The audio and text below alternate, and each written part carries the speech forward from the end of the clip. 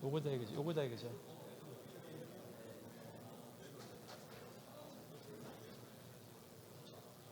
넘기는 거. 뒤로 가는 이게 앞으로 뒤로 이렇게 돼 있죠. 포인터.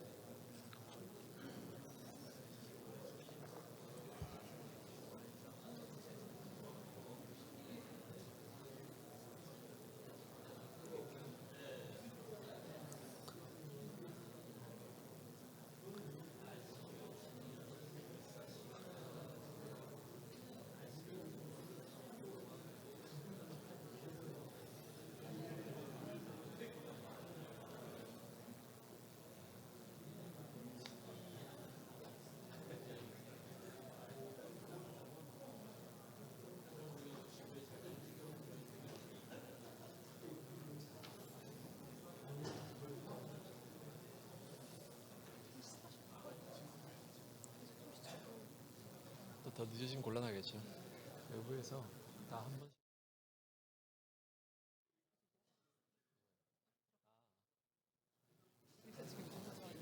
알겠습니다.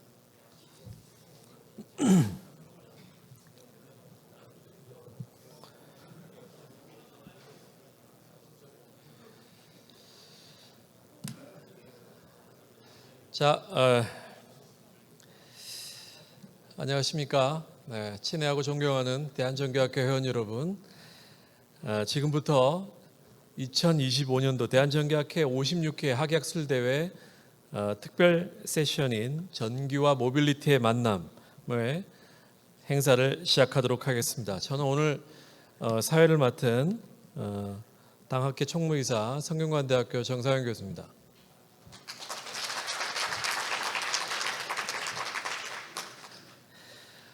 본 행사는 우리 국가 발전의 미래 성장 동력인 이제 전기 에너지와 그리고 모빌리티 분야가 이제 융합하는 시대에 국내 이를 대표하는 대한전기학회와 한국자동차공학회 대표자분들을 모시고 상호 협력을 도모하는 일종의 연합 포럼을 기획하게 되었습니다.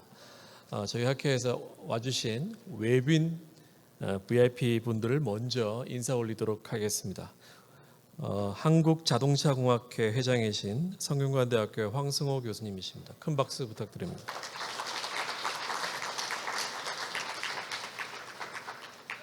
한국자동차공학회 부회장이신 한양대학교 민승재 교수님이십니다.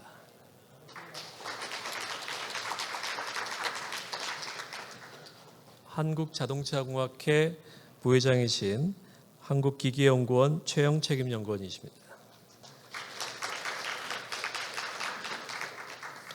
한국자동차공학회 부회장이신 대구 카톨릭대학교의 김정윤 교수님이십니다.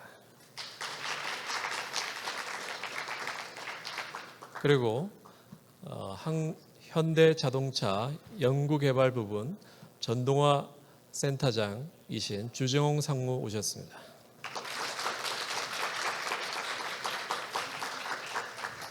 네, 다시 한번 참여에 감사드리고 본 행사는 참고로 대한전기학회 CEO 클럽과 한국자동차공학회 리더스 포럼의 공동 주관으로 진행을 하며 전기와 모빌리티의 만남을 주제로 기억에 남고 뜻깊은 보람 있는 행사가 되기를 바라겠습니다. 우선 첫 번째 순서로 대한전기학회 이준호 회장의 인사 말씀이 있겠습니다. 큰 박수로 맞아주시기 바랍니다.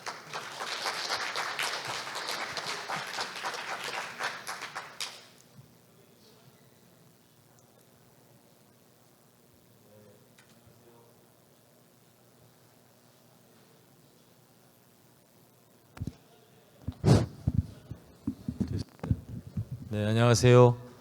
대한전기학회 회장 이준호입니다. 우리 존경하는 한국자동차공학회 우리 정 교수님이 맨날 자공회라고 그래서 제가 그 해석하는데 상당한 시간이 걸렸습니다만, 네, 자동차공학회 우리 황성호 회장님을 비롯한 오늘 외빈 여러분들 참 감사드리고, 그 다음에 우리 존경하는 우리 대한전기학회 그 회원 여러분들 이렇게 많이 참석해 주셔서 대단히 감사드립니다. 무엇보다 그 근본 학예학술 대회 때 KI CEO 클럽 특별 세션으로 본 세션이 마련되게 되어서 굉장히 큰 의미가 있다고 생각합니다.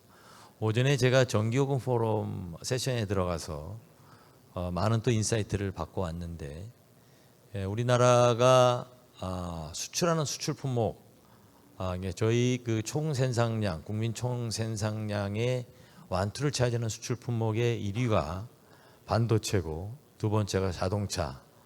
물론 이제 저희가 반도체를 생산하는 전자통신 인더스트리는 아니지만, 거기에 전력을 공급하고 그 안정적인 생산 활동을 하게 하는 서포터인 전기 학회란 점을 보면 대한민국의 총생산의 완투를 담당하고 있는 양 학회가 이런 특별한 기회를 갖게 된 것에 대해서 대단히 뜻깊게 생각합니다. 저희가 오늘은 사실 전기와 모빌리티 만남을 주제로 전기에너지 산업과 미래 모빌리티 산업 간의 어떤 융합 그리고 혁신을 논의하는 자리입니다. 특히 현재 전기계는 기후의 이슈가 있지만 그걸로 인해서 여하의 전력망을 어떻게 확보할 것이냐, 이게 사회적 이슈입니다. 물론 재원이 마련되면 할 수 있겠지만 재원만 있다고 될 수 있는 것이 아니기 때문에 이런 부분으로 모든 기술과 역량을 모아가고 있는 시점입니다. 이에 자동차 공학회가 추구하고 있는 모빌리티의 미래하고 어떻게 연계될 것인가, 이런 것도 상당히 궁금한 화두이기도 합니다. 앞으로도 대한전기학회는 전기에너지 분야의 지속 가능한 발전 그리고 산업계의 미래성장 동력 확보를 위해서 적극적으로 역할을 다하겠습니다. 모쪼록 오늘 행사에 참석해 주신 여러분들 감사드리고 충분한 인사이트를 얻어가시기를 기원드리겠습니다. 고맙습니다.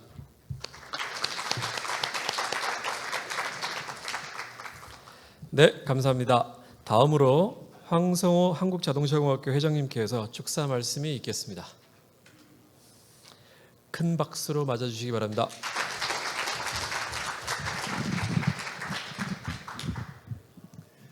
네, 안녕하세요. 한국자동차공학회 회장 황성호입니다. 먼저 이런 굉장히 우리나라 대표 학회 중에 하나인 대한전기학회에서 이런 뜻깊은 자리를 마련해 주심에 정말로 감사를 드립니다. 예, 저는 오늘 또 이 공식적인 행사라 그래서 열심히 또 축사를 한번 준비를 해와서 읽고 가도록 하겠습니다. 예, 오늘 이 뜻깊은 자리를 마련해 주신 이준호 회장님, 그리고 강연을 준비해 주신 현대자동차 주종홍 상무님, 한국전력연구원 신문보 원장님, 예, 그리고 또 오늘 이 행사를 굉장히 열심히 준비해 주신 성균관대 정상현 교수님께 깊은 감사를 드립니다. 그리고 오늘 이 자리에 참석해 주신 내외분 여러분들께도 감사드리며 반갑습니다. 오늘은 그 자동차 전동화라는 산업 패러다임의 그런 변화 속에서 우리 양학회가 서로 뜻을 모아서 MOU도 체결하는 그러한 뜻깊은 자리가 되겠습니다. 기계와 전기 이런 경계를 넘는 이번 협력이 학문적 융합뿐만 아니라 미래 모빌리티 산업의 경쟁력 확보라는 측면에서도 매우 큰 의미를 갖는다고 생각합니다. 한국자동차공학회는 자동차 기술 발전을 위해 열심히 노력해 왔으며, 또 대한전기학회는 전기전자 분야의 핵심 연구를 선도해 온 학회로 알고 있습니다. 이러한 양학회의 협력이 학술 교류, 공동 연구, 인재 양성 등 여러 측면에서 시너지를 낼 것으로 기대하고 있습니다. 이번 MOU 체결이 미래 자동차 산업의 혁신을 견인하는 중요한 출발점이 되기를 바라면서 양학회의 지속적인 성장과 협력을 기대합니다. 마지막으로 대한전기학회 학예학술대회 개최를 진심으로 축하드리면서 오늘 이 뜻깊은 자리를 마련해 주신 대한전기학회 관계자 여러분과 여기 참석해 주신 모든 분들께 감사의 말씀을 드립니다. 고맙습니다.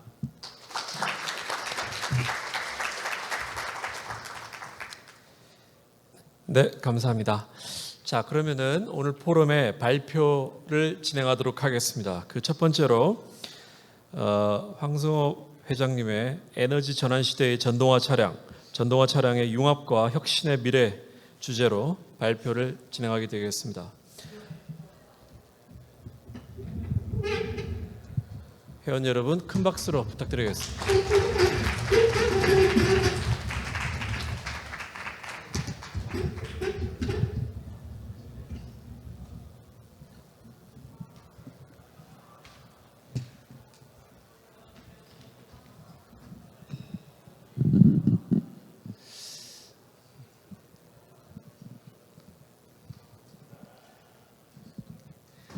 네,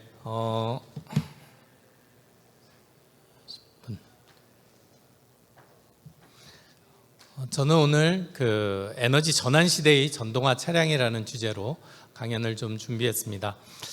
이런 부제로 이제 전동화 차량의 융합과 혁신의 미래라고 붙여봤는데요. 이런 발표를 할 수 있게 마련해 주신 대한전기학회 관계자 여러분께 다시 한번 감사를 드립니다. 먼저 제 소개를 간단하게 하고 넘어가도록 하겠습니다. 저는 그 1992년에 이제 한국생산기술연구원에 입사를 해서 한 10년간 연구소에 메카트로닉스 연구를 하다가 2002년에 성균관대학교 기계공학부로 부임을 하게 되었습니다. 현재 이제 한국자동차공학회 회장을 맡고 있습니다. 연구 분야는 주로 이제 전동화 차량을 중심으로 해서 자율주행 기술, 그리고 뭐 AI를 통한 제어 기술, 이런 쪽으로 연구를 수행하고 있습니다. 먼저 이 자리를 빌려서 한국자동차공학회를 간략히 소개를 좀 해드리고 가도록 하겠습니다. 저희 학회는 1978년 4월에 설립이 되었습니다. 대한전기학회가 47년이라고 제가 봤는데 거의 한 30년 뒤에 생긴 후발주자 학회가 되겠습니다. 학회 회원은 2024년 12월 31일 기준으로 해서 현재 한 4만 6천여 명. 물론 이제 1회 등록한 회원 전체 수입니다. 그리고 회원사가 한 480여 개사가 있고 이러한 여러 회원과 회원사가 같이 해서 다양한 부분에서 활동을 좀 하고 있습니다. 저희가 부문과 연구회가 있는데요. 부문은 13개가 있고 연구회는 8개가 있습니다. 전기 쪽과 관련된 전기학회랑 관련된 부분을 좀 보다 찾아보면 저희가 전기동력 자동차 부문이 있고요. 또 전기전자 시스템 부문, 그리고 자동차 반도체 및 시스템 소프트웨어 부문, 그리고 융합 소프트웨어 및 AI 부문, 뭐 이렇게 해서 저희도 이런 미래 자동차와 관련된 그런 부문들이 새로 생기고 변화도 되고 했습니다. 또 8개 연구회가 있는데요. 자동차 사이버 보안, 그다음에 디자인, 이렇게 좀 다학제적인 여러 분야의 연구회들이 있습니다. 저희 학술대회는 오늘 보니까 대한전기학회가 굉장히 이제 사람도 많고 아주 성황리에 개최되는 것을 보고 있는데요. 저희도 매년 10월, 11월 가을에 이제 추계 학술대회가 있는데 그게 이제 메인 학회가 되겠습니다. 작년에 제주에서 개최됐는데 한 1,300여 편 논문과 한 3,100여 명 정도가 참석을 했습니다. 올해 충계 때는 약간은 부문 중심으로 하면서도 저희가 이제 같이 하는 성격인데요. 5월에 있었고 한 1,000여 편에 2,300여 명이 참석을 했습니다. 저희 학회의 여러 가지 활동 중에 그래도 어떤 것을 소개해드리면 좋을까 고민을 하다가 저희가 이제 대학생 자작자동차 대회라는 것을 개최를 하고 있습니다. 오늘 보니까 이 바깥에 이제 학생들이 무슨 경진대회 같은 것들을 하고 있어서 저도 그걸 보면서 되게 반가웠는데요. 이 대학생 자작자동차 대회는 대학생들이 직접 주행이 가능한 차량을 설계하고 또 실제 경주를 통해서 기술력과 창의력을 겨루는 그런 현장 중심형 교육 프로그램입니다. 그래서 저희가 이제 3차례가 열리는데요. 바하 스튜던트 코리아가 8월에 군산에서 열리고 이 작년 기준으로 33개 대학 45개 팀, 그 다음에 포뮬러 스튜던트 코리아라고 9월 영광에서 열립니다. 요거는 42개 대학 53개 팀이 참가를 했고, 또 이모빌리티 경진대회는 10월에 마찬가지로 영광에서 열리는데 53개 대학 68개 팀이 참가를 했습니다. 그래서 각 대회마다 한 1,000명에서 1,500명 정도 학생들이 참여하는 굉장히 큰 대회로 저희가 개최를 하고 있고, 이를 통해서 학생들이 이제 이론하고 실무를 겸비한 그러한 모빌리티 산업 인재로 육성하고자 노력을 하고 있습니다. 오늘 강연은 사실 뭐 좀 개요적인 소개의 강연 자료를 준비했습니다. 기술적인 내용은 다음에 있는 현대자동차 전동화 센터장님께서 직접 하시기 때문에 저는 에너지 전환하고 모빌리티 패러다임 변화에 대한 어떤 개괄적인 자료를 좀 준비했습니다. 많은 분들이 다 아시고 계시는 그러한 알고 계시는 이야기겠습니다만 한번 정리한다는 차원으로 들어주시면 감사하겠습니다. 그리고 전동화 차량에 대한 진화와 융합, 그리고 기술적 인프라적 사회적 측면의 도전 과제, 그런 내용을 말씀을 드리고 마지막에 지속 가능한 미래를 향한 비전과 재현이라는 부제로 마무리 말씀을 드리도록 하겠습니다. 먼저 서론입니다. 지금 우리가 처하고 있는 시대적 과제 중에 가장 큰 대표적이라고 할 수 있는 것이 탄소 중립, 글로벌 기후 위기, 지속 가능한 성장, 이런 것이 우리의 현재의 과제라고 볼 수 있겠습니다. 이러한 기후 변화 대응을 위해서 전 세계적으로 그 움직임이 굉장히 활발히 이루어지고 있고, 탄소 중립, 넷제로라는 목표를 가속화해서 목표로 내세우는 국가들이 점점 늘어나고 있습니다. 여기 우측에 보시는 그림이 전 세계적으로 이 탄소제로 목표 시기를 연도별로 제한한 그러한 국가에 대한 표시라고 보시면 되겠습니다. 우리나라도 2050년을 탄소 중립의 목표로 제안을 하고 있는 상태입니다. 그러면서 2030년에 국가 온실가스 감축 목표를 2018년 대비 35% 이상으로 감축하겠다. 그러면서 시행령은 40%를 감축하겠다. 이렇게 지금 제안을 해놓은 상태입니다. 그런데 최근에 작년에 이 탄소중립 기본법 일부 조항이 위헌이다라는 판정을 받았습니다. 이게 무슨 말씀이냐면 저희가 2030년에 목표는 세웠고 그리고 2050년에는 넷제로를 가는데 그 사이에 목표가 정해져 있지 않았다. 그래서 이 얘기는 뭐냐면 2030년의 목표를 끝까지 가다가 2050년에 가서 그냥 달성하겠다고 할 수도 있다. 그래서 이거는 미래 세대에 대한 어떤 부담으로 작용할 수 있어서 이게 위헌이다라는 판정을 받았고요. 그래서 지금 2031년부터 49년까지의 목표를 세워야 되는 그러한 과제를 떠안고 있습니다. 이러한 탄소 중립을 위해서 여러 가지 그 탄소 배출을 하는 요인들이 있는데요.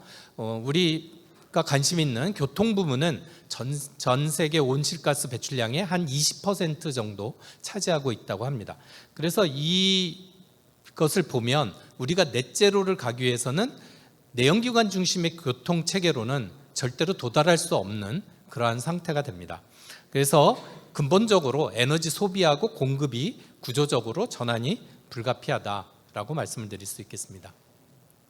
그래서 과거 한 10여 년 전부터 모빌리티 패러다임이 변화가 이루어지고 있는데요. 크게 전동화, 자율화, 공유화, 그리고 연결, 커넥티비티까지 해서 이러한 패러다임의 키워드들이 도출이 되고 있습니다. 케이스라고 많이 들어보셨죠? 케이스, 커넥티드, 오토노머스, 쉐어드, 그다음에 일렉트릭. 근데 이게 코비드-19을 거치면서 사실 공유의 개념이 사람들로부터 굉장히 꺼리는 그러한 요인이 됐고 이게 이제 좀 변화가 됐습니다. 그래서 세이프 스페이스라고 해서 세이프는 기본으로 해서 서브스크립션, 퍼스널라이즈드, 오토노머스, 커넥티드, 일렉트리파이드.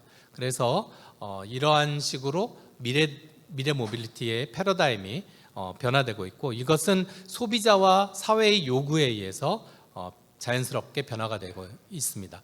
또한 앞으로는 미래 모빌리티 생태계로의 어떤 상호 협력이 필요하다고 볼 수 있겠습니다.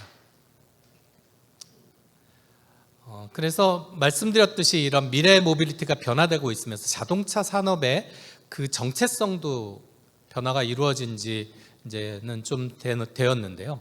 과거에 이제 그 자동차 그러면 기계 연력학 중심의 어떤 내연기관 중심의 차량이 가장 대표적인 거였습니다. 하지만 이제는 에너지, 전기전자, 소프트웨어, ICT 융합 이런 식으로 융합 산업으로 발전이 되었다고 볼 수 있겠습니다. 그러면서 전동화 차량에 필요한 핵심 기술이 고전압 배터리, 파워 일렉트로닉스, 전기 모터와 같은 전기공학, 그리고 전력 통신망, 센서 융합, OTA, 오브 디 에어, OTA 같은 ICT 전자공학, 그리고 에너지 저장 반출, 스마트 그리드와 같은 에너지 공학 이런 것들이 모두 융합이 되어야만 발전이 될 수 있는 그러한 산업으로 변화가 되었고요. 그래서 이제는 자동차는 더 이상 어떤 단순한 이동 수단만이 아니라 데이터를 수집하고 연결하고 발전하는 복합적인 모빌리티 플랫폼으로 전환이 되었다. 그렇게 재정의를 하고 있습니다. 말씀드렸듯이 전동화 차량은 이제 단순한 친환경 대체차 정도의 수준을 넘어서 에너지 전환의 핵심 축으로 변환이 되었습니다. XEV라고 하는 전동화 차량은 탈탄소 교통수단인 동시에 에너지 인프라의 일부분으로 변화가 되었는데요. 그 역할을 보면 탄소 중립 달성을 위해서 교통부문 전환의 핵심 수단으로 차지를 하고 있고 V2G, VTX를 통한 양방향 흐름, 에너지 흐름을 실현을 가능하게 한 그러한 플랫폼이 되었습니다. 그래서 이러한 전기차, 전동화 차량의 확산은 그 에너지 산업, 전력망 구조, ICT 생태계 전반의 혁신을 유도하는 그러한 에너지 전환의 핵심 축이라고 할 수 있겠습니다. 이러한 전동화 차량은 지금도 계속해서 진화가 되고 또 융합이 되면서 발전을 하고 있습니다. 이러한 전동화 차량의 가장 큰 변화, 진화는 결국은 전통적인 파워트레인이 이 파워트레인으로 전환되었다는 점인데요. 기존의 내연기관차는 엔진, 변속기, 연료계, 배기계 등 굉장히 복잡한 기계 시스템으로 구성이 되어 있습니다. 그러면서 동력 전달 손실도 되게 컸고요. 그다음에 정비의 복잡성 이런 것들이 근본적인 문제였습니다.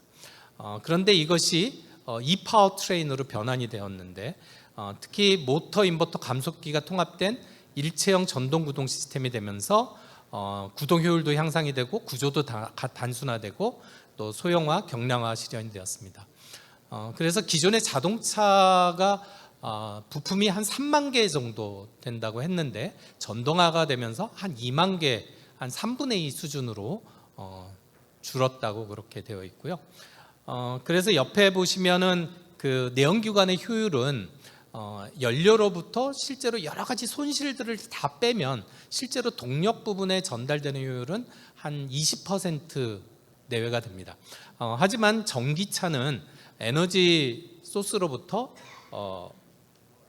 그 차량의 에너지원으로부터 실제로 구동되는 그러한 효율을 동력 효율을 봤을 때 한 80-90% 정도 된다고 알려져 있습니다. 이는 한 20%의 회생제동까지 포함하고 있는 수치입니다.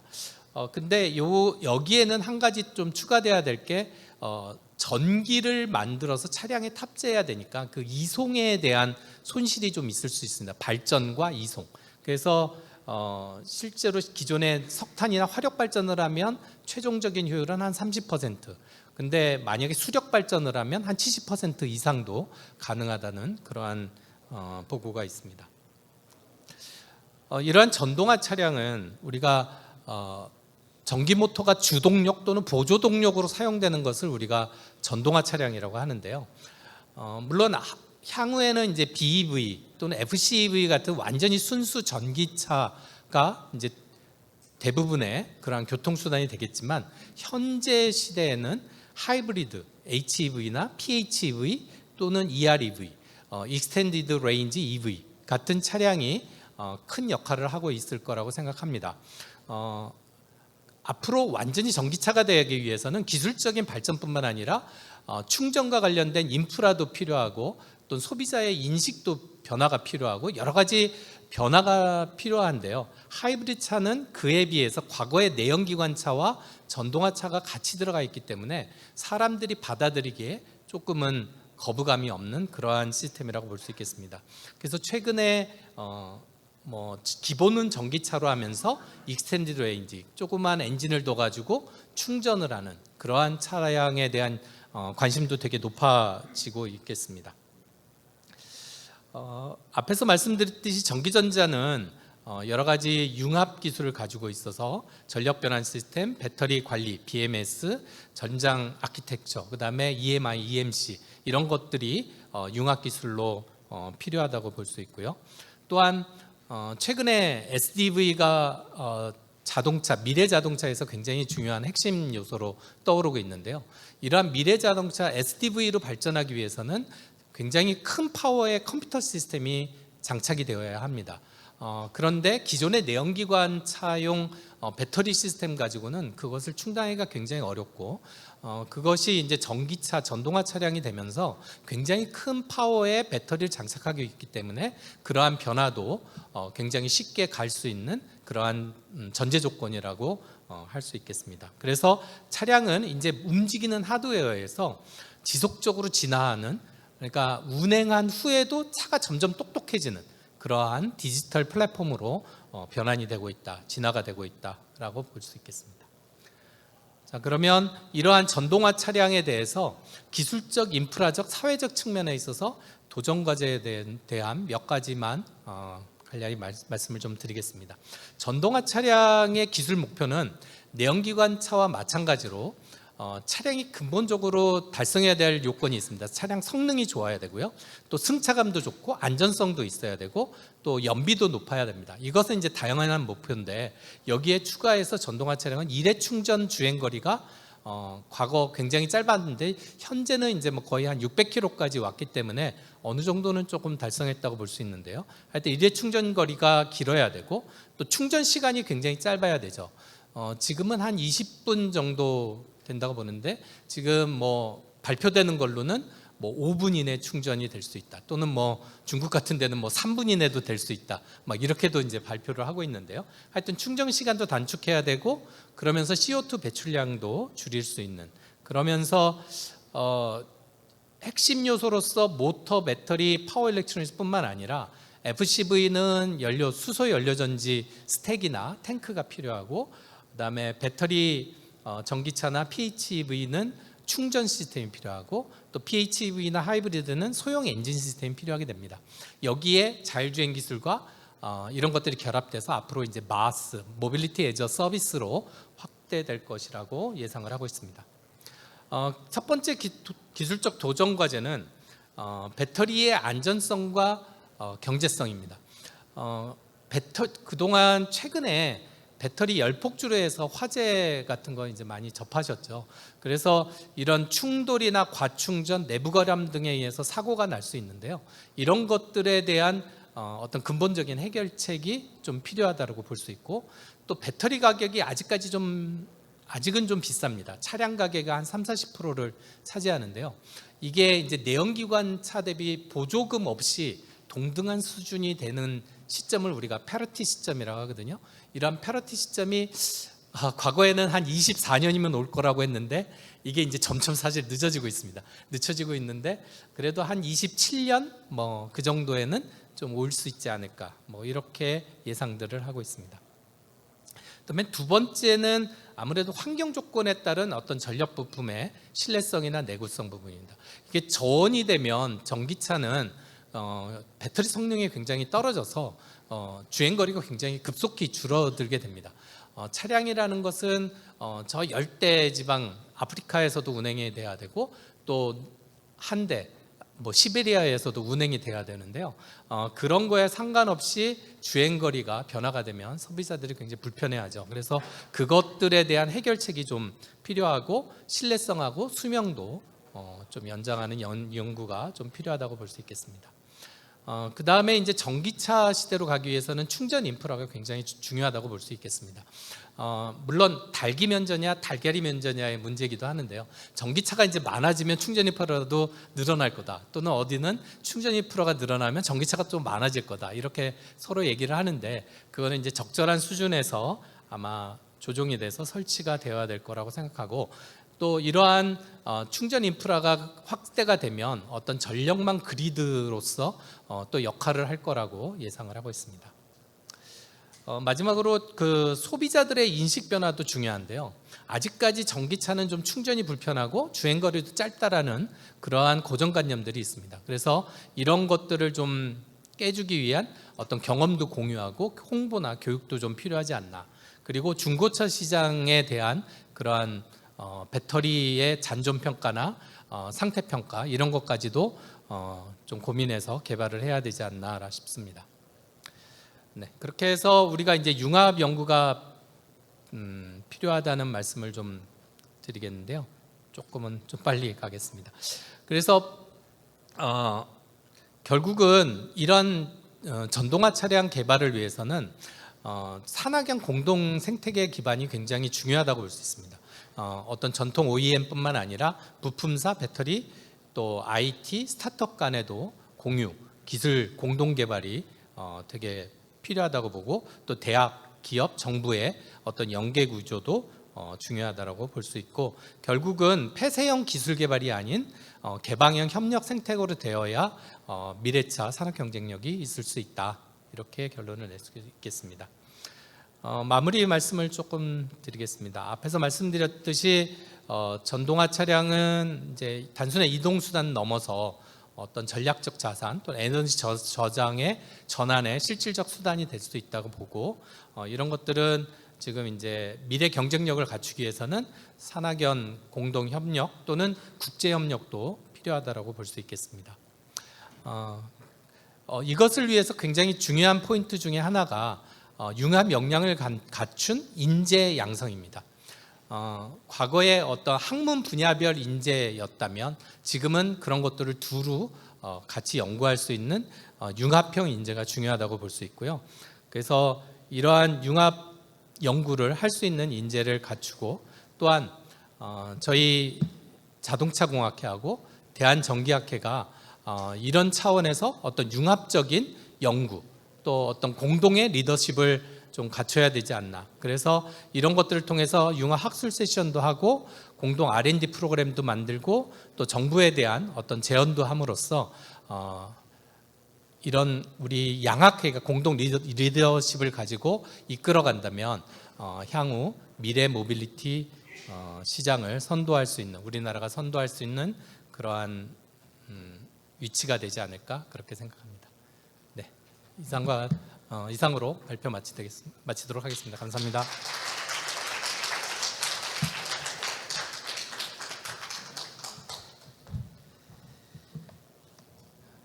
네, 귀한 발표 잘 들었습니다. 두 번째 발표 순서로 현대자동차 R&D 본부 전동화 센터장이신 주정홍 상무님을 모시고 전동화 시스템의 혁신, 내연기관과 전동화 파워트레인의 시너지라는 주제로 발표를 진행해 주시겠습니다. 큰 박수로 환영해 주시기 바랍니다.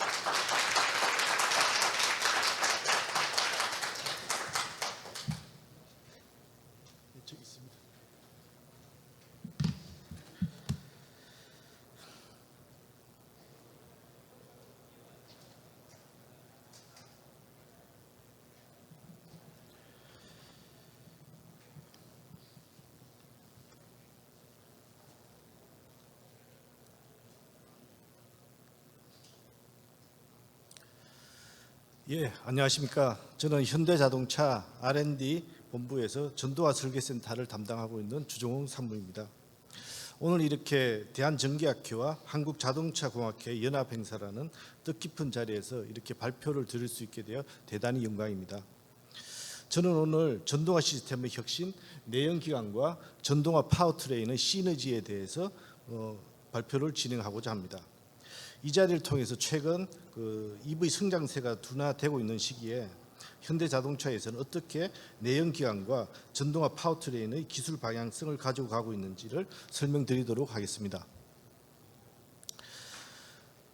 예, 오늘 발표를 시작하기 전에 먼저 제 소개를 드리겠습니다. 저는 1997년에 현대자동차 그룹에 입사를 해서 줄곧 전동화 시스템 설계를 담당해 왔습니다.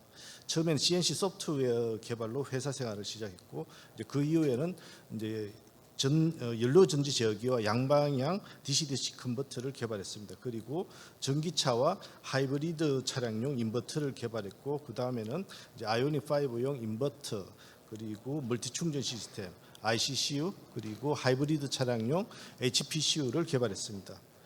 그 후에 2023년부터 이제 전력변환 설계 실장으로 전력변환 설계를 총괄하게 됐고요. 이제 올해부터 전동화 설계 센터장을 맡아서 모터, 인버터, 컨버터 그리고 엔진 뿐만 아니고 이제 변속기까지 설계 총괄을 하게 되었습니다. 예, 지금부터 한 10년 전인 2015년은 아마도 이제 자동차 역사상 가장 큰 이정표가 되는 한 해였을 것입니다. 당시에는 내연기관이 지속적으로 강화되는 이제 배출가스 규제를 충족시키는데 큰 어려움이 없었습니다. 지금 보고 계시는 그래프의 Y축은 이제 파워트레인 종류별로 상대적인 시스템 비용을 나타냅니다. 당시에는 하이브리드도 상당히 비싼 수준이었고 전기차는 또 훨씬 더 비싸서 앞으로 전기차가 대세가 될 거라는 기대는 좀 하기가 어려웠습니다. 그런데 디젤 게이트가 터지고 이제 자동차 산업의 관점이 완전히 바뀌어서 전기차로의 전환이 활발히 이제 논의되기 시작했습니다. 그래서 앞으로 이제 내연기관은 지속적으로 강화되는 이제 배출가스를 충족시키는데 어려움이 있을 것이기 때문에 결국은 EV가 내연기관과 동등한 수준의 가격이 되거나 또 그러한 비용을 수준을 달성할 거라고 전망을 했습니다. 그리고 또 이러한 전기차로의 전환은 이산화탄소 무배출이라는 또 시대가 열릴 것이라는 기대감을 갖게 되었습니다. 그런데 지금 현실은 이제 10년 전의 장밋빛 전망과는 좀 많이 달라졌습니다. 전기차의 비용은 또 기대만큼 떨어지지가 않았고요. 또 전기차 성장이 정체되는 EV 캐즘을 맞이하고 있습니다. 뿐만 아니라 전기차 시장을 방해하는 또 다른 요소들이 많이 있습니다. 예를 들면은 이제 충전 인프라 확보라든지 정부의 지속적이고 일관성이 부족한 정책들, 그리고 배터리 원자재 중심으로 하는 글로벌 공급망에 대한 불안정성도 시장 확대에 대해서 큰 걸림돌이 되고 있습니다. 그리고 테슬라 외에도 중국 OEM들이 또 큰 위협이 되고 있습니다. 현재는 내연기관이 여전히 자동차의 주요 동력원으로 남아 있는 한편, 이제 하이브리드 차량이 전 세계 여러 지역에서 특히 이제 선진 지역 중심으로 해서 주류로 부상하고 있습니다. 그리고 하이브리드에서 파생된 플러그인 차량이나 또 EV에서 발생된 EREV 차량 같은 이제 파생 모델들도 시장에 계속 선을 보이고 있습니다. 그리고 향후 10년 동안 자동차 산업에는 또 큰 변화가 있을 것입니다. 이러한 변화는 과거처럼 엔진이나 변속기 같은 구동 시스템에서 비롯된 것이 아니고요. SDV나 자율주행 그리고 전기차로의 변환입니다. 그리고 저희는 EREV와 같은 기술이 단순히 주행 거리만 늘리는 것이 아니고 기존의 내연기관의 특성인 장거리 견인이라든지 고속 주행을 지속하는 상황에서도 이제 도움이 될 수 있도록 그렇게 개발할 예정입니다. 그리고 앞으로 저희가 개발할 새로운 플랫폼은 기존의 내연기관 수요도 이제 충족시켜 줘야 되는데요. 이 역할을 이제 전기차에서 파생된 하이브리드 기술이 될 거라고 생각이 됩니다. 이렇게 되면은 기존 내연기관 고객들도 SDV와 자율주행 플랫폼이 제공하는 새로운 가치를 경험할 수 있을 거라고 보고 있습니다. 이번 장에서는 파워트레인의 두 핵심 요소인 내연기관과 구동 모터의 차이에 대해서 한번 살펴보겠습니다. 먼저 토크 곡선을 보시면은 내연기관은 저속 구간을 지나면은 이제 비교적 일정한 토크를 생성하는 특성이 있고요. 그리고 구동 모터는 저속에서는 최고의 토크를 내고 속도가 올라갈수록 토크가 줄어드는 그런 특성이 있습니다. 이러한 부분이 엔진과 구동 모터의 큰 차이라고 할 수가 있습니다. 그리고 이제 파워인 출력을 한번 살펴보면은 내연기관은 이제 속도가 올라갈수록 출력이 선형적으로 상승하고 반대로 구동 모터는 일정 속도 이상부터는 이제 출력이 거의 일정하게 유지되는 특성이 있습니다. 그리고 내연기관은 아이들 상태에서 이제 토크 컨버터나 이제 클러치 같은 동력 연결 장치가 꼭 필요합니다. 반면에 이런 구동 모터는 출발하자마자 최대 출력이 도달해서 바로 가속이 가능한 특성이 있습니다. 하지만 엔진은 그 자체만으로는 출력이 바로 상승하지 않기 때문에 이러한 이제 변속기 같은 속도를 올려줄 장치가 필요하고 또 그 다음에 비로소 최대 출력을 달성할 수가 있습니다.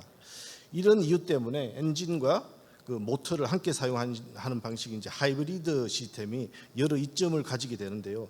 이제 다음 장에서는 이 두 가지 기술의 출력 조합을 다양하게 구성하는 이제 방식에 대해서 좀 더 살펴보도록 하겠습니다. 왼쪽에서 이제 오른쪽으로 보시게 되면 제일 왼쪽이 순수 내연기관이고 이제 오른쪽으로 갈수록 이제 구동 모터의 비중을 점점 늘려서 제일 오른쪽에는 구동 모터 100%가 되는 그 전기차 기반이 되겠습니다.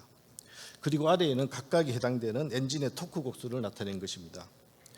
여기서 파워트레인에서 필요한 최대 출력을 여기 제일 위에 있는 Pmax라고 하는 이제 점선이라고 나타내면은 구동 모터 비중이 이렇게 커짐에 따라서 저속에서의 모터의 개입이 점점 많아지게 됩니다. 그러면서 이제 최대 출력에 달성하는 이제 속도도 점점 낮아지게 되고요. 이 말은 곧 엔진이 작동해야 되는 범위가 점점 좁아진다는 것을 의미합니다. 그래서 엔진은 이제 이런 파란색 영역처럼 표시된 것처럼 바뀌는데요. 이렇게 내연기관 차량에서는 요처럼 이제 넓은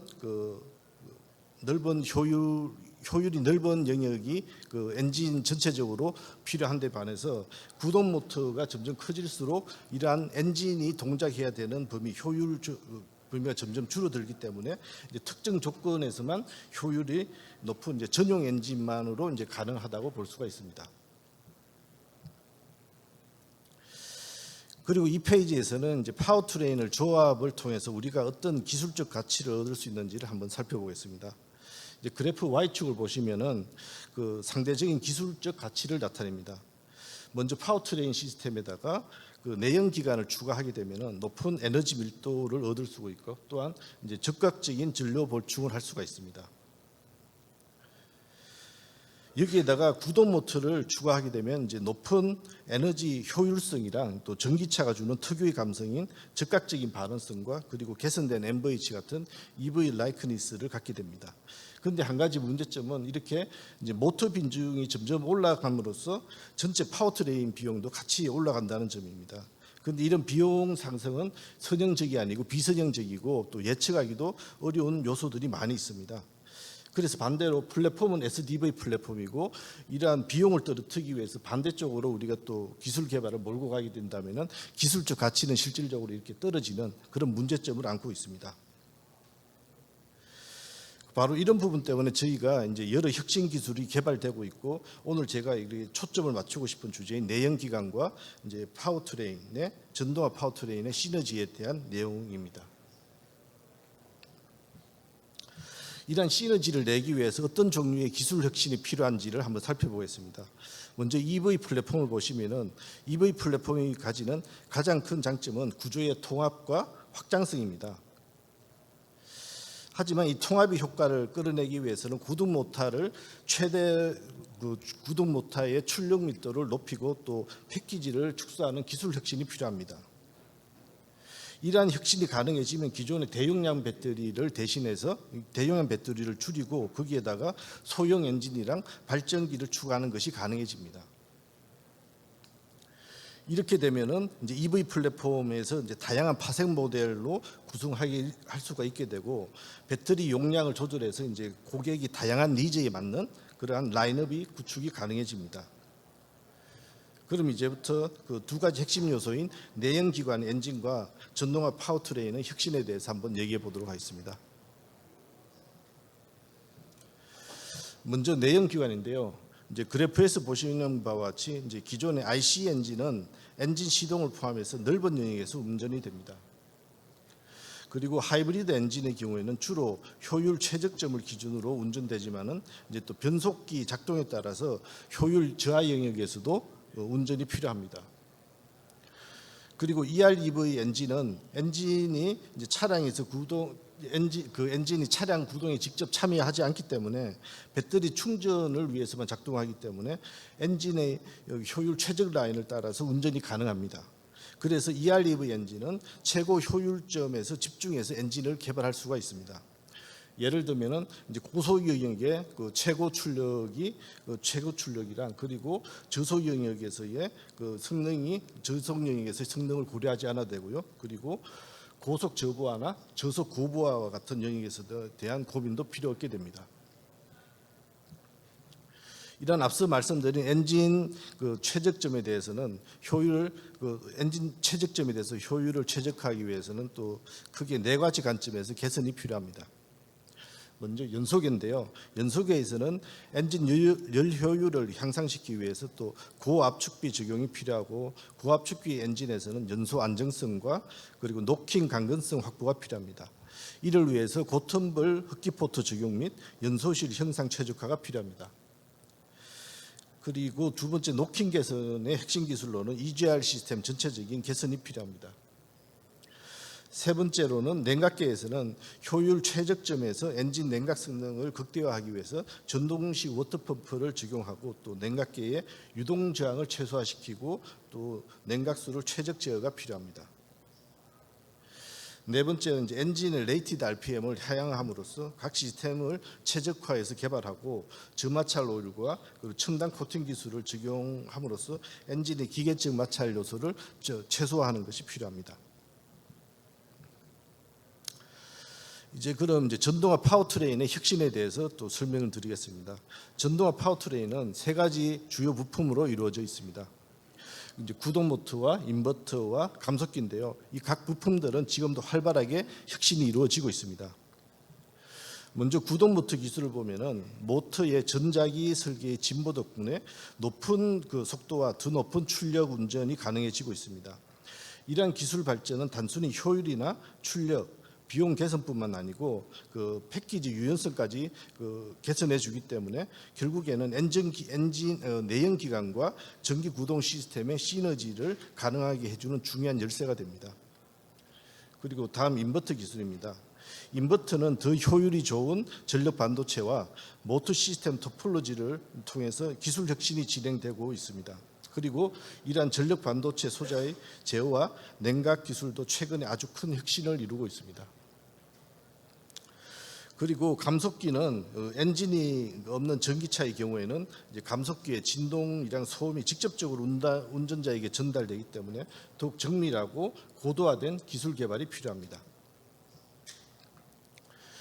이 페이지에서는 저희가 개발한 투스테이지 시스템 토폴로지 기술을 예를 들어서 이제 저희가 실제로 진행하고 있는 혁신이 실제로 어떤 모습이 되는지를 한번 설명드리겠습니다. 일반적인 인버터는 6개의 전력 반도체 소자로 구성된 단일 인버터를 사용하지만은 저희는 2개 세트의 인버터를 사용합니다. 첫 번째 세트는 SiC 전력 반도체를 사용하고요. 그리고 두 번째 세트는 Si IGBT를 사용합니다. 그리고 여기에 더해서 저희는 특수한 모드 전환 스위치를 개발했습니다. 이 스위치를 닫으면은 그 모터 시스템 일반적인 Y 결선이 되고 삼산 모터로서 그 일반적인 삼산 모터가 됩니다. 그리고 여기 있는 이 전환 스위치를 열게 되면은 2개의 인버터가 동시에 구동할 수 있게 됩니다. 그리고 먼저 이제 고효율 모드인 Y 결선에서는 SI 인버터 세트에서 생성된 교류 전원으로 모터를 구동하게 되는데요. 이 SI 스위치가 그 효율이 높기 때문에 또 특히 저속 구간이나 일반 주행 모드에서는 매우 높은 효율을 가질 수가 있습니다. 반면에 이제 두 인버터를 동시에 사용하는 고성능 모드에서는 각 세트가 각각의 교류 전원을 생성해서 두 인버터 전압차를 활용해서 모터를 구동하기 때문에 모터는 높은 전압을 이용할 수 있고 그래서 이제 고성능 영역에서 또 효율을 넓게 그렇게 출력을 향상시켜서 사용할 수가 있습니다. 저희는 이 두 가지 기술을 두 가지 방식을 서로 다른 차종에 또 적용해서 활용하고 있습니다. 이제 지금 보시는 이 그림은 2021년에 처음 출시된 아이오닉 5에 적용된 기술이고요. 인버터 한 개 세트만 적용하는 기본 기술이라고 보시면 되겠습니다. 여기에서 이제 먼저 고성능 차량에서 투스테이지 기술을 적용한 방식입니다. 이 방식은 일반적인 주행 상황에서 효율은 그대로 유지하면서 성능을 대폭 향상시켰습니다. 이 기술은 실제로 아이오닉 5N에 적용되어 있는데 이를 통해서 모터 출력은 70% 이상 증대시킬 수가 있었습니다. 다음으로는 이제 고효율 차량에 동일한 기술을 적용한 예입니다. 이 기술은 EV9이랑 아이오닉 9 이런 차종에 적용되어 있는데 일반적인 주행 영역에서 효율을 크게 개선하는 데 기여하고 있습니다. 자, 그렇다면 이러한 전동화 시스템의 기술 개발을 통해서 어느 정도 효율이 개선이 가능한지 또 한번 살펴보도록 하겠습니다. 전기차의 주행 거리 연장 장치로 엔진과 발전기 역할을 하는 구동 모터를 결합해 보겠습니다. 여기서 투스테이지 토폴로지가 적용된 모터와 그리고 동일한 Y 결선 모터를 비교하고 그리고 기본 케이스로는 일반 엔진 그리고 투스테이지 모터 토폴로지에는 효율 개선이 적용된 전용 엔진을 결합한다고 가정하면은 발전 효율은 저렇게 이제 크게 개선이 가능하고 또 이러한 발전 효율 차이는 ER-EV와 같은 차량에서는 전체적인 주행 거리를 크게 늘릴 수 있는 방식입니다. 마지막으로 소프트웨어와 제어 시스템에 대해서도 한번 얘기해 보겠습니다. 앞서 말씀드렸듯이 내연기관과 내연기관 플랫폼에서 이제 소프트웨어 중심의 자율주행 가능 플랫폼으로 지금 현재 전환이 진행되고 있습니다.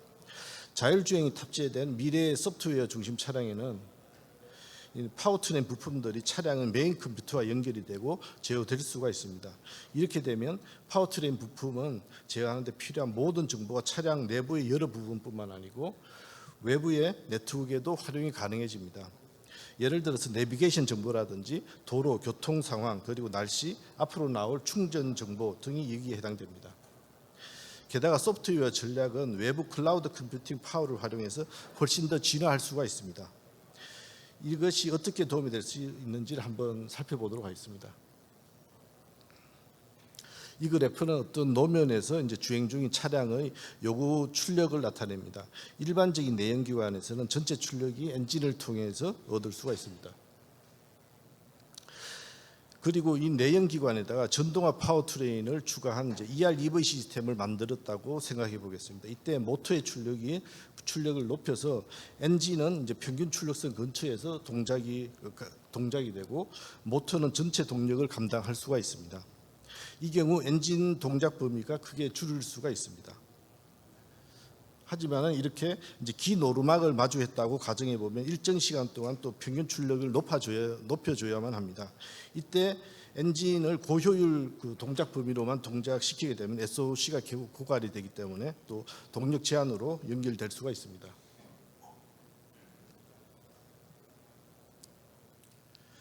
하지만 만약에 차량이 소프트웨어랑 이제 제어 시스템이 내비게이션을 통해서 이러한 정보를 미리 주행 조건을 알 수 있다면은 오르막길에 대비해서 미리 엔진의 더 높은 이제 부하를 작동시켜서 에너지를 비축할 수가 있습니다. 그래서 이런 비축된 에너지를 가지고 이제 오르막길을 오를 수가 있기 때문에 이제 하드웨어의 실제 요구 사양을 크게 낮출 수 있고 그리고 전체 효율성 또한 향상시킬 수가 있습니다.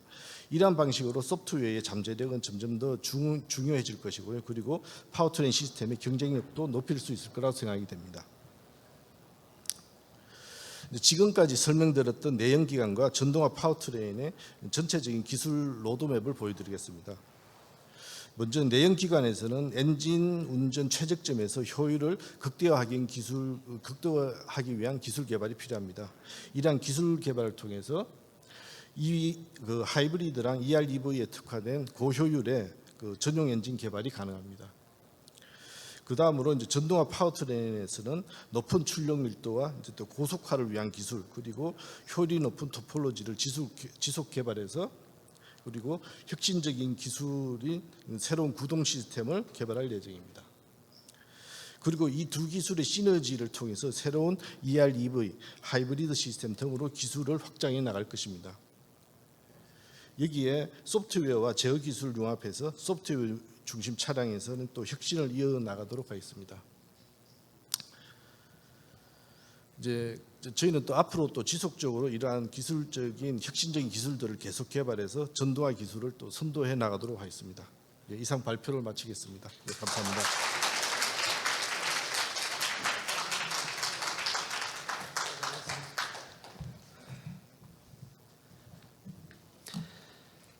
네, 지금까지 우리 한국자동차공학회를 대표하여 황성호 회장님과 또 대한민국 자동차 산업계의 주역인 현대자동차를 대표하여 주정 상무님께서 발표를 해주셨습니다. 이제는 우리 학회의 발표가 이어질 순서를 갖겠습니다. 세 번째 발표로 한국전력공사 전력연구원의 심은보 원장님께서 캡코 R&BD 기술을 여는 시장에 대해서 발표를 해 주시겠습니다. 회원 여러분 큰 박수로 모시겠습니다.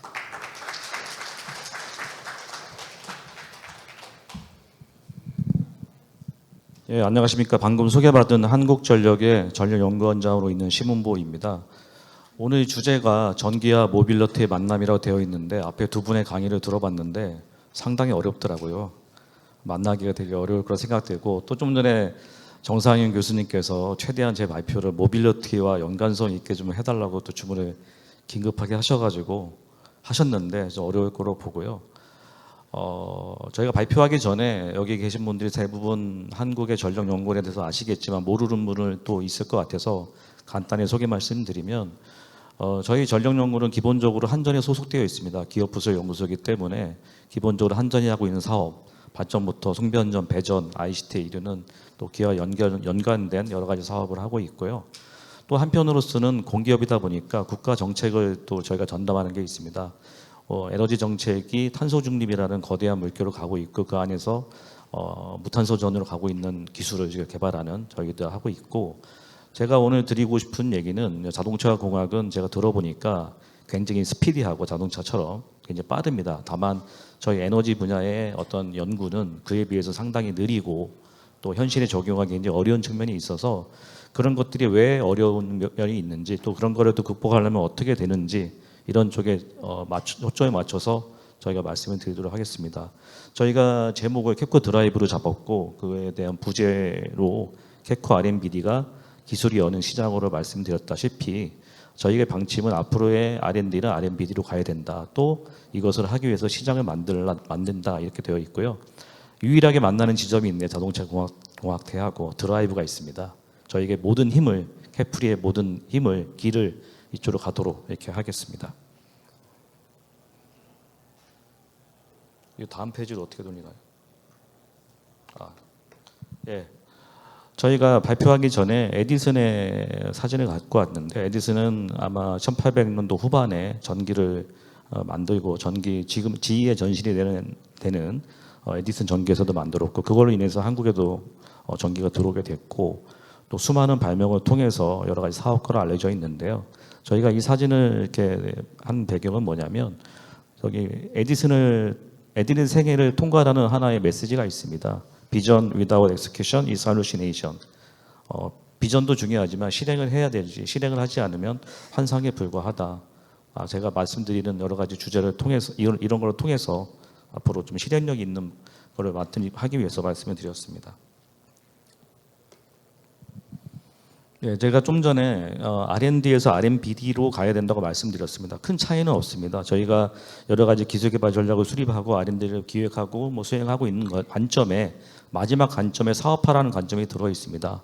혹자는 전력연구원 또는 어떤 연구원이 우리가 모든 R&D가 다 사업화로 연계될 수 있느냐에 대한 의구심을 가질 수 있지만 저희가 직접적인 사업화도 있지만 간접적인 사업화도 있고 제3자를 통해서 할 수도 있기 때문에 R&D는 필연적으로 누군가에 의해서 사업화되지 않으면 의미가 퇴색된다. 이런 관점에서 앞으로의 R&D의 중점은 BD로 가는 거고요. 이게 사업화의 방점을 찍게 되면 변하게 되는 게 기술개발 전략 수립도 새롭게 해야 되고요. 과제 기획도 다시 바꿔야 되고 수행하는 방법도 바뀌게 됨으로써 R&D의 전주기에 많은 영향을 끼칠 것으로 생각하고 있습니다. 최근에 에너지 산업이 굉장히 격변하고 있다고 다들 말씀하고 있습니다. 에너지는 필연적으로 생산을 하면 수송을 하고 마지막에 소비되는 이런 3단계 가치서를 걷게 되어 있는데 이런 세 가지 관점에서 다들 아시는 것이겠지만 간단하게 무엇이 가장 변화하고 있고 무엇이 키포인트고 이를 해결하기 위해서 연구는 어떤 고민을 하는지를 말씀드리겠습니다. 올해 발표된 2011차 전력수급 기본계획에 의하면 크게 변하는 두 가지가 있는데 하나는 신재생 에너지가 급속하게 느는 겁니다. 21%에서 2038년 40% 늘어갈 예정이고요. 또 석탄 화력으로 대표되는 것도 상당히 줄어듭니다. 기존에 담당하고 있던 석탄 화력이 수소나 암모니아도 무탄소 전원으로 변화되는 게 가장 크고요. 오른쪽에 소비 패턴되는 그래프를 보시면 지금 AI라든지 데이터 센터 또는 다른 산업의 전기화 때문에 지금까지 인류 역사상 125년 동안 20%가 전기가 썼는데 앞으로 추가되는 한 30년 동안 50%까지 늘어날 것으로 봐서 앞으로의 전기는 더 많이 쓰고 더 많이 할 거다. 또 이런 거를 수송하는 데 있어서 막대한 비용이 들 거로 당연히 생각되고요. 블룸버그에서는 글로벌리 한 1000조, 우리나라에서는 38년도까지 73조, 송변전 비용만 있기 때문에 배전 비용까지 합하면 100조 이상의 어마어마한 돈이 들어갈 것으로 예상하고 있고 이렇게 세 가지 관점에서 본다면 전력연구는 당연하게도 탄소 중립을 위한 국가의 에너지 목표를 달성해야겠다. 두 번째는 이왕이면 비용 효율적으로 미래 전력망을 구축해야겠다. 세 번째는 혁신 기술로 이런 모든 걸 돌파해야겠다. 세 가지 도출해 보았습니다.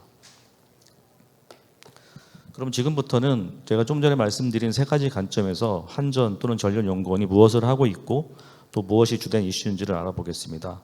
탄소 중립으로 가기 위해서는 여러 가지가 필요한데 일단 무탄소 전원으로의 전환이 필요합니다. 석탄 화력을 수소나 암모니아로 전환하는 게 필요하고 두 번째는 그럼에도 불구하고 남아있는 배출되는 CCUS, CO2는 잡아야겠죠. CCUS를 통해서 잡고 또 전력기자재에서 쓰고 있는 여러 가지 폴루션적인 어떤 가스들, SF6 가스 같은 경우는 저희가 강력하게 분해해서 바깥으로 못 가게 해야 되는 게 필요하고 신재생 에너지를 저희가 적극적으로 받아들이고 미래 에너지원인 수소 같은 경우는 저희가 더 개발해야겠습니다. 좀 더 좀 자세히 설명드리면 국가적인 에너지 전환에 대한 목표는 2027년도에 수소는 50% 혼소 가스 발전소에 해당됩니다.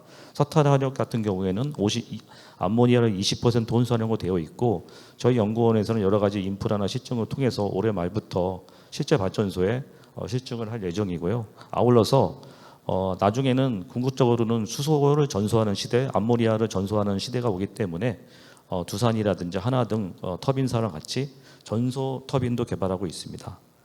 CO2 포집배 같은 경우에는 저희가 이미 10년 전부터 보령하게 10메가와트에 대한 어떤 CO2 포집 설비를 운영하고 있고요. 이를 바탕으로 해서 기술 사업화를 통해서 군산에 있는 SGC 발전소, 민간에도 저희가 CO2 기술을 저희가 보급하고 있고요.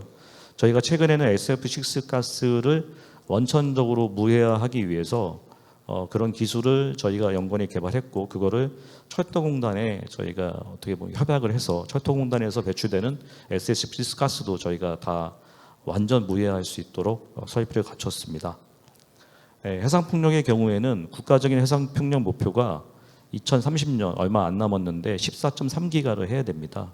그거를 하기 위해서 올해 초에 해상풍력 특별법이 발표가 되었고 그거에 대한 메인 골자는 뭐냐면 지금까지 어떤 사업자들이 개발하고 있던 해상풍력 사업을 국가에서 전담기관에서 그거를 모든 거를 인허가까지 포함해서 입지를 개발하고 그걸 바탕으로 사업자에게 분양한다는 게 골자입니다. 저희 연구원에서는 이런 계획 입지 전담기관으로 저희가 들어갈 예정이고요. 또 한편으로서는 저희 한전에서 직접적으로 수행하는 사업이 있습니다.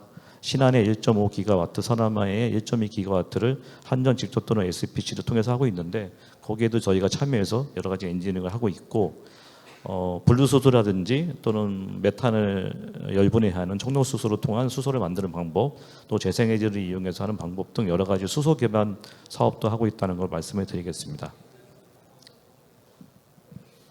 다음은 비용 효율적인 미래 전략망입니다. 비용 효율적으로 미래 전략망을 구현하기 위해서는 먼저 재생에너지를 들어와도 완벽하게 망해서 문제없이 수용해야겠다는 게 첫 번째고요. 두 번째는 망을 경제적이고 스마트하게 운영해야겠다. 또는 지금까지 AC 위주로 저희가 공급하던 것을 다른 방법이 있다면 더 비용 효율적인 방법이 있다면 망 구축하는 방법을 바꾸겠다. 세 가지 포인트로 저희가 요약할 수 있고요.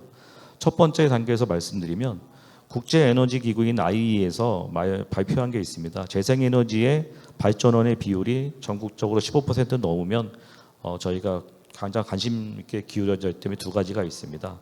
기존의 신재생 에너지는 관성을 가지고 있지 않기 때문에 사고가 나면 대규모 정전으로 이어질 수 있고요. 그런 걸 방지하기 위해서 개통의 관성을 갖고 있어야 된다. 두 번째는 재생에너지를 감시하고 제어할 수 있는 시스템을 갖춰야 된다. 두 가지가 있습니다.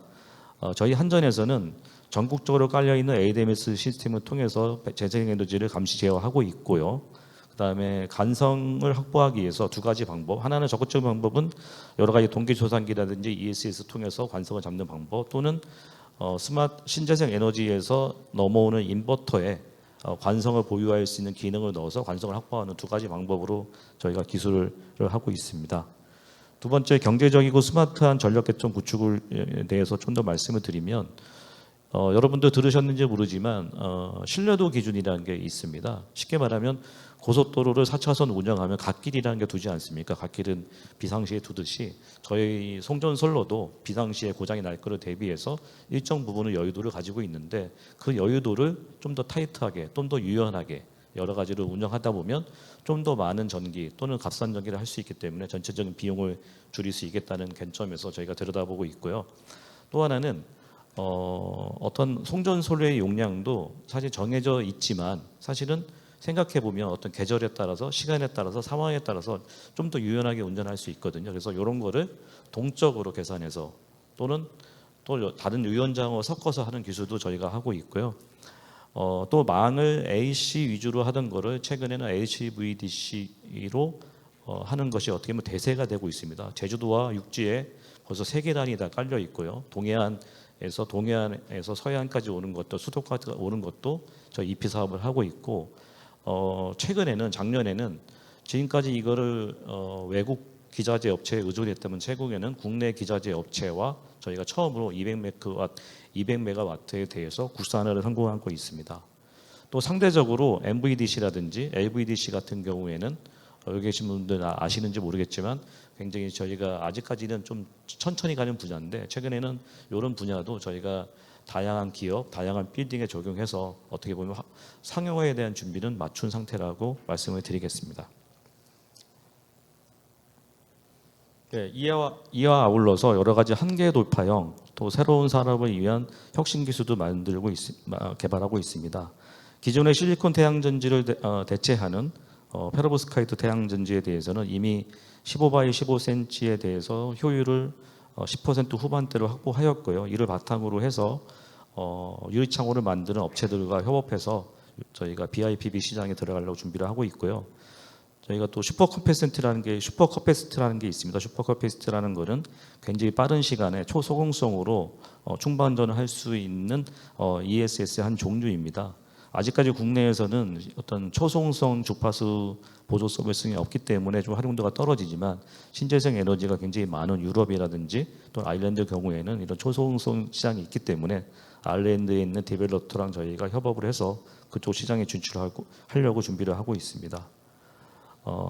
초전도 송전은 저희가 지난 20년간 어떻게 보면 기술 개발을 많이 한 분야입니다. 일반인들은 잘 모르실 수 있지만 저희 변전소와 변전소를 연결하는 모델도 하고 있고요. 최근에는 경기 북부에 있는 문산과 선유 간에 저희가 23 케이블로 초전도를 끌고 와서 변전소를 짓지 않고 거기에서 전기를 공급하는 그런 스테이션도 저희가 개발하고 있고요. 드디어 나왔네요. 모빌리터의 만남 V2G.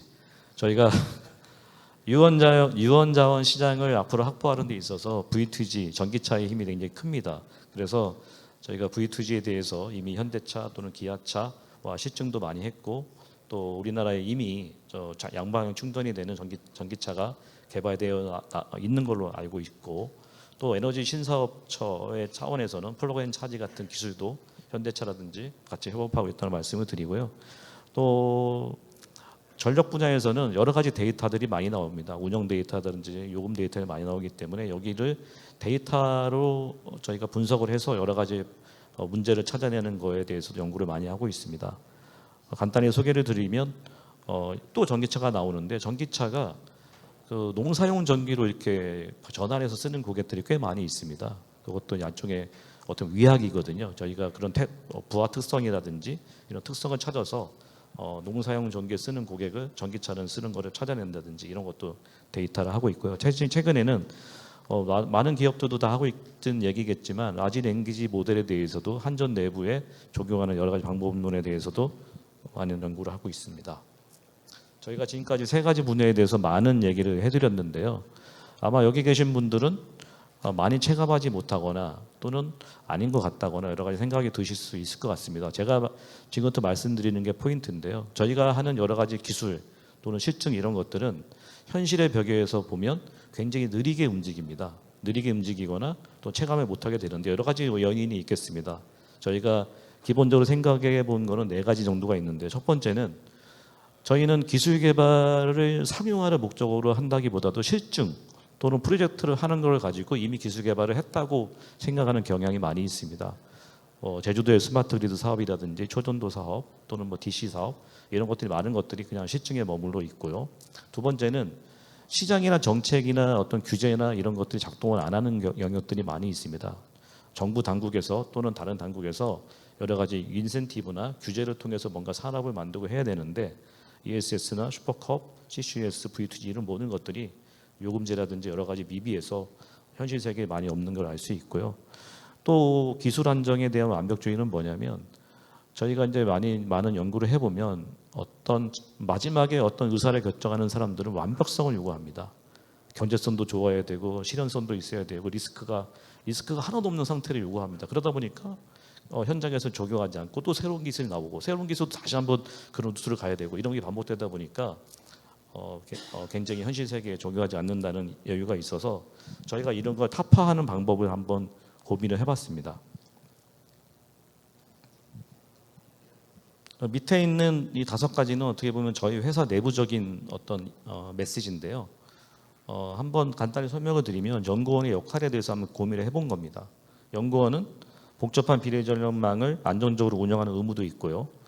국가적인 목표인 탄소 중립을 실현하는 책임도 있고, 또 회사의 여러 가지 변화 속에서도 가치를 창출해야 되고, 또 현장이라든지 사업소라든지 본원 사업 여러 가지에 있는 기술적인 솔루션도 해결해야 되고, 또 컨트롤 타워 역할도 하고 수익도 창출되는 여러 가지 이슈가 있는데, 앞으로 한 단계 더 나가서 R&D를 하기 위해서는 이거 말고 더 큰 차원의 뭔가가 필요하다는 고민을 해봤다는 거죠. 거기에 대한 해답은 너무 거창하게 제가 표현을 해서 좀 그렇습니다는 5가지로 요약을 해봤는데, 하나는 사업화라 상용화를 연계해서 R&D만 끝나는 게 아니라 어떤 프로젝트를 통해서 뭔가를 만들어내자는 거고요. 산업을 만들어내자는 거고, 두 번째는 제도나 정책이나 규제를 재정비해서 시장을 만들자는 게 두 번째 패턴 저희가 말하고자 하는 메시지고, 세 번째는 기술 적용에 대해서 어떤 리스크 테이크를 하기 위해서 마인드를 전환해서 스텝 바이 스텝으로 가자는 게 세 번째 말씀이고, 저희가 네 번째로는 기술 사업화나 어떤 세계 시장을 돌파하기 위해서는 투자가 필요합니다. 지금 연구로는 안 되고 뭔가 자본의 투자를 해서 산업을 이끌어가자는 게 네 번째 말씀이시고, 5번째는 혼자 갈 수 없으니 우리 같이 가자는 이런 말입니다. 좀 더 설명을 드리겠습니다. 예를 들어서 MVDC나 LVDC 같은 경우에는 국가적으로 보면요, 한 2, 3천억 이상의 어떤 예산이 소요됐습니다. 아직까지 시층에 그치고 있는데, 이거를 실제 선로에 우리가 구축을 하자. 그래서 MVDC 같은 경우는 MVDC로 보냈을 때 좀 더 경제성이 나오는 지역을 저희가 선택을 했습니다. 그런 거에 MVDC 사업을 저희가 함으로써 산업을 끌어갈 수 있다고 생각하고요. LVDC 같은 경우에는 최근에 저희가 한화하고 데이터 센터를 LVDC로 공급하고, 또 KT하고는 통신 서버나 어떤 국사를 DC로 공급하는 이런 계약을 통해서 MVDC, LVDC 사업을 할 수 있다고 생각하고, 저희가 초전도 송전에 대해서는 최근에 LS 일렉, LS 전선과 가평에 있는 데이터 센터를 완전히 초전도로 공급하는 것에 대해서 저희가 협약을 했습니다. 그렇게 되면 고객은 기존에는 1호사를 받아야 되는데 23 케이블을 받게 됨으로써 어떤 수전 설비, 변전 설비가 필요 없게 되는 이득이 있고, 한전은 그쪽 데이터 센터에 어떤 스테이션을 둬서 저희 스테이션으로 하여금 그쪽 데이터 센터도 전기도 공급하지만 남는 전기는 다른 쪽 공급하는 어떤 메리트 양쪽에 더 윈윈하는 모델이라고 생각합니다. 두 번째는 제도 정책 이런 거 정비를 통해서 시장을 만들자는 얘기입니다. 슈퍼커패시터나 ESS나 그리드 포밍 인버터는 개통 운영의 필수적인 요소입니다. 다만 이거를 투자하는 데는 어마어마한 돈이 듭니다. 그래서 이런 소요되는 자원을 시장을 통해서 저희가 조달하자는 얘기입니다. 이미 외국에는 초소음성 시장이라든지 이런 게 다 많이 만들어져 있습니다. 우리나라도 이런 시장을 조성을 통해서 새로운 기술들이 들어오는 걸 했으면 좋겠고요. CCUS 같은 경우에도 이미 영국에는요, 발전하는 발전소의 입장에서 CCUS를 다뤄가지고 CO2를 잡는 거에 대해서는 훨씬 많은 인센티브를 주고 있습니다. 우리도 이러한 새로운 제도를 통해서 어떤 새로운 산업, 새로운 기술이 현장에 많이 적용됐으면 좋겠고, V2G 얘기가 다시 나오는데, V2G도 사실 현대자동차에서 좀 나와 계시지만 뭐 그렇게 어려운 기술은 아니지 않습니까? 그래서 여기에 대해서 어떤 요금제라든지 뭐 DR이라든지 참여라든지 유연장 시장에 대한 이런 걸 만들어줘서 바로 이런 기술들이 좀 들어오게 또는 유도하는 그런 게 좀 필요하다고 생각이 됩니다. 시간 관계에서 SF6 넘어가도록 하겠습니다. 세 번째는 스텝 바이 스텝입니다. 제가 아까 송전솔로의 용량을 결정하는데 기온이 중요하다고 말씀드렸습니다. 기온은 여러 가지로 판단할 수 있습니다. 다이나믹하게 판단할 수도 있고요. 또는 1시간 단위로 판단할 수도 있고, 또는 계절별로 판단할 수도 있습니다. 지금까지 한전이나 KPX에서는 굉장히 가혹한 시간대를 중심으로 둬서 그 기준만 냈는데, 저희가 이거를 좀 개념을 바꾼다면 겨울철이나 날씨가 맑은 날이나 이런 날은 더 많이 공급할 수 있기 때문에 좀 더 유연하게 저희가 대응할 수 있다고 생각되고, 수소 혼소 발전도 마찬가지입니다. 지금 현재의 CHPS 시장은 수소 혼소 발전을 50% 넘는 것을 요구하고 있습니다. 그러나 현재는 20%까지는 아무런 부가적인 어떤 교체, 설비의 교체 없이 가능하니까 20%도 시작해서 하나하나 스텝 바이 스텝으로 올리자는 얘기입니다.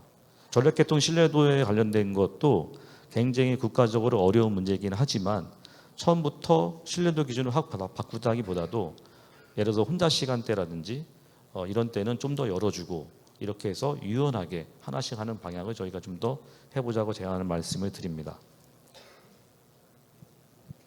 네 번째는 저희가 이런 모든 거에는 돈이 들어갑니다. 투자가 필요하죠. 그래서 저희가 한전에서는 기술 지주 회사를 만들려고 하고 있습니다. 지난 1년 정도 정부하고 계속 노력을 했고 최근에 신정부가 탄생함에 따라서 기술 지주에 대해서 우호적인 여론이 들어서 아마 올해 중으로는 기술 지주 회사가 만들어질 것으로 봅니다. 이러한 기술 지주 회사나 연구소 기업을 통해서 우리가 필요한 기술, 우리가 필요한 잘하는 업체들을 발굴해서 투자한다면 이런 에너지 생태계는 더 조성할 거로 많이 보고 있고요. 저희 연구원도 과거에는 저희가 만든 R&D를 단순한 기술 이전만 했습니다. 이런 거를 떠나서 사업화를 굉장히 신경 쓰고 있고 예를 들어서 미국의 애플이라든지 뭐 독일의 프라운호프라든지 유명 연구기능을 제휴해서 우리가 가지고 있는 기술을 거기서 실증하고 그 나라에 수출하는 모델도 하고 있고요.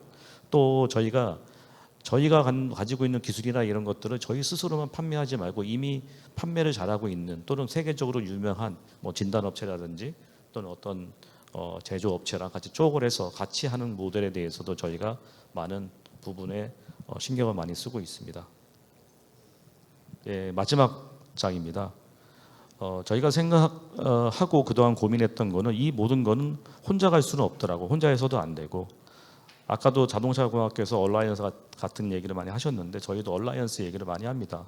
저희가 여러 군데 같은 산업이 있는 얼라이언스들이 도로 모여서 서로 간의 기술을 공유하고 인프라를 공유하고 데이터를 공유하고 기술을 개발하고 같이 실증하고 더 중요한 거는 여기에 필요한 여러 가지 규제나 정책이나 제도나 시장을 같이 만들어 나간다면 어떤 산업은 계속 발달할 수밖에 없고요. 저희가 이거를 말로만 그치는 게 아니라 최근에 DC 배전, LVDC, MVDC를 하기 위한 얼라이언스도 했고요. 그다음에 초전도를 공급하기 위한 얼라이언스, 그다음에 페로브스카이트를 하기 위한 얼라이언스를 구성해서 각각의 영역에서 많은 노력을 하고 있다고 말씀을 드리겠습니다.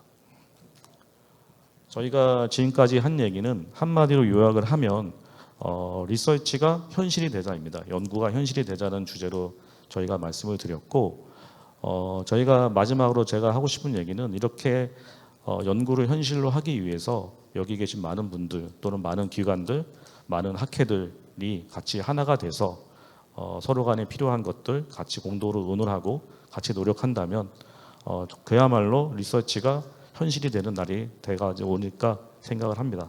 예, 감사합니다.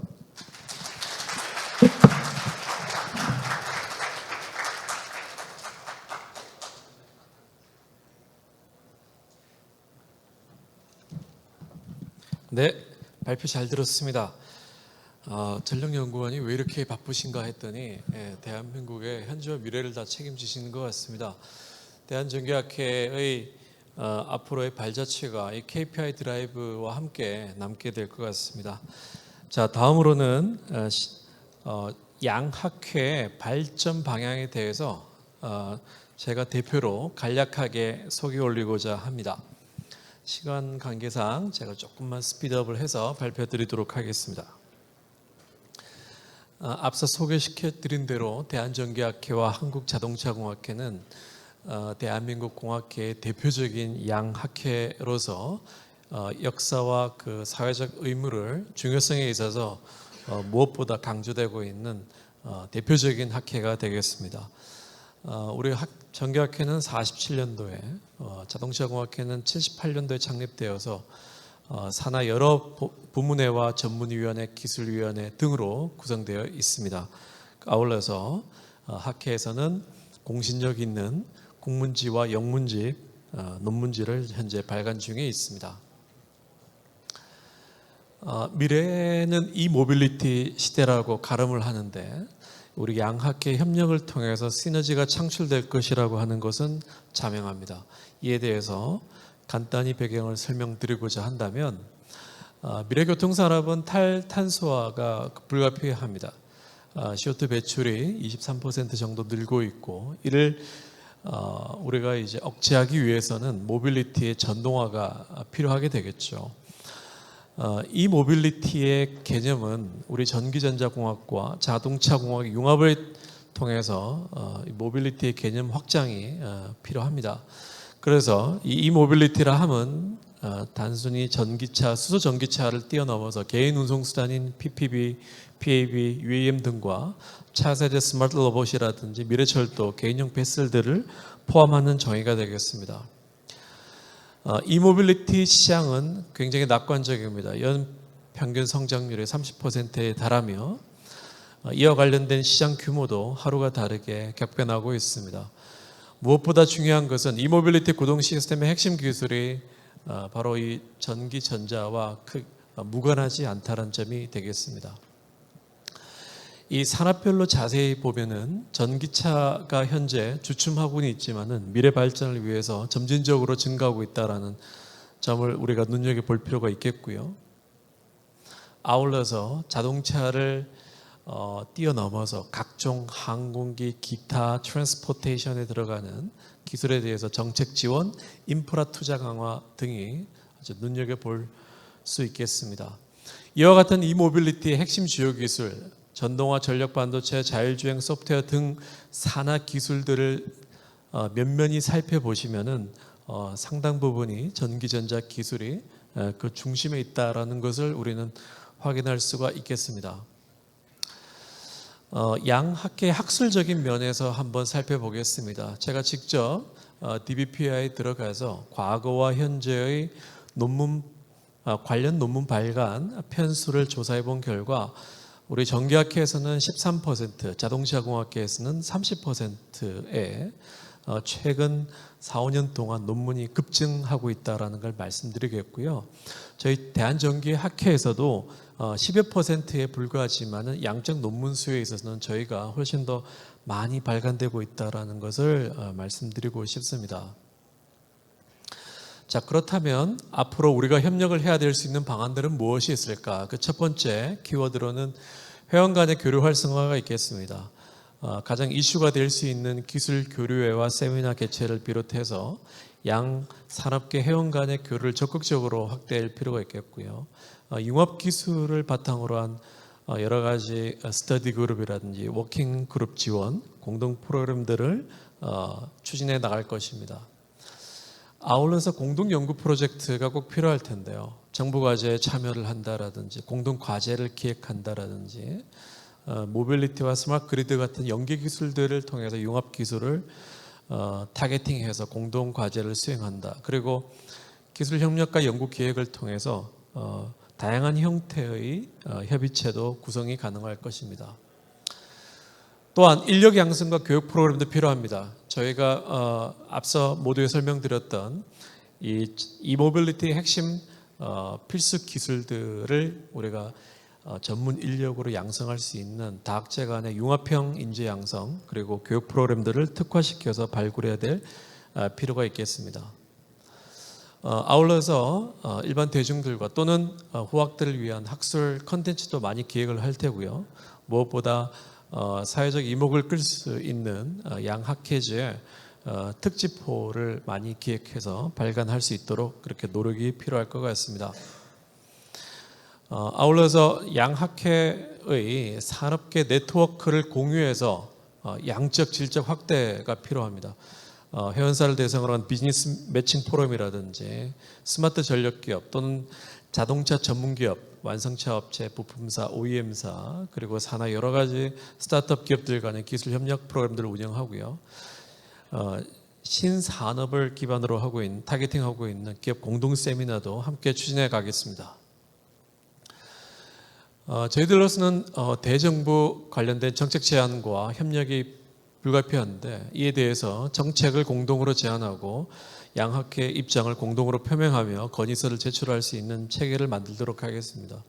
정부 협의체 및 R&D 기획에 참여하고 융합기술 기반의 과제를 수행하고 정책들을 함께 발굴하고요. 그리고 로드맵도 함께 제안할 수 있도록 협력해 가도록 하겠습니다. 미래 모빌리티 분야의 강화 로드맵을 간단히 소개시켜드리자면은 저희 그 정기학회 내에서 이 분야에 앞으로 어떻게 이제 저희들로서도 강화를 해 나가겠다는 하나의 약속이 되겠는데요. 저희 대한전기학회는 전기 자동차 관련된 부문회를 아우르는 전문위원회가 있습니다. 이 전문위원회를 앞으로 중점적으로 육성해 나가서 향후에 부문회로서의 위상으로서의 갖출 수 있도록 양적 성장을 하도록 하며 관련 회원들도 많이 유치할 수 있도록 노력들을 하겠습니다. 아울러서 학술 연구 활동들을 다방면으로 활성화를 시키도록 하고요. 관련된 산학 협력도 못지않게 강화할 수 있도록 해 나가겠습니다. 양학회 발전을 통해서 가장 우선적으로 학문적 기술적 시너지가 창출될 것입니다. 미래기술 협력 강화를 통해서 R&D뿐만 아니라 인력 양성, 교육 프로그램, 산학연 네트워크 강화 등이 충분히 달성 가능할 것이다라고 보고 있고요. 실무 중심의 정책을 제안함으로 해서 정부 대응력도 강화시키고 국가의 미래 비전도 함께 제시하면서 동반 성장해 갈 수 있도록 하겠습니다. 양학회에 소속되어 있는 산업계, 학계, 연구계의 오픈 바운더리 형태의 개방적인 협력 체계를 통해서 저희들이 경쟁력을 양학회가 가질 수 있도록 그렇게 노력해 가도록 하겠습니다. 이상과 같이 양학회 협력 방안에 대해서 발표를 마무리하도록 하겠습니다. 자, 이제 정규와 모빌리티 만남 특별 세션의 발표 순서는 마무리하겠습니다. 이어서 가장 이 본 행사의 핵심인 대한전기학회와 자동차공학회의 상생 협력을 약속하는 양학회 대표자분들의 MOU 체결식을 진행하도록 하겠습니다. 이 양학회는 이번 MOU 체결을 통해서 서로의 관계를 돈독히 할 것이며 앞으로 더욱 성장하는 학회가 될 것임을 약속드리면서 서로 활발한 교류 활동을 통해서 친목 도모와 기술 교류를 이어가도록 그렇게 하겠습니다. 양 학회 회장님들께서는 무대 위로 이동 부탁드리겠습니다.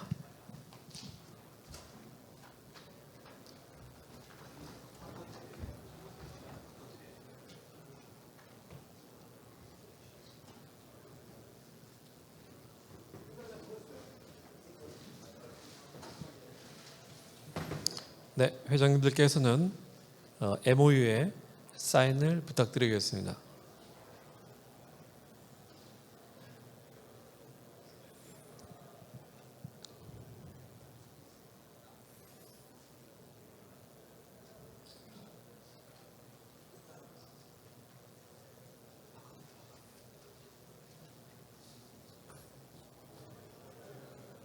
사인을 하시고 서류도 교환해 주시기 바랍니다. 네.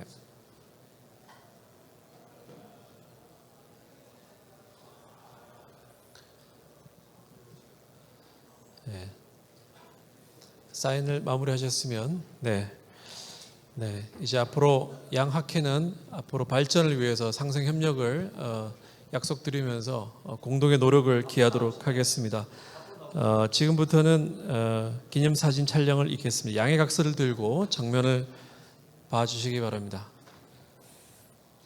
자, 대한전기학회 회원 여러분, 양학회 명언한 발전을 위해서 큰 박수 부탁드리겠습니다.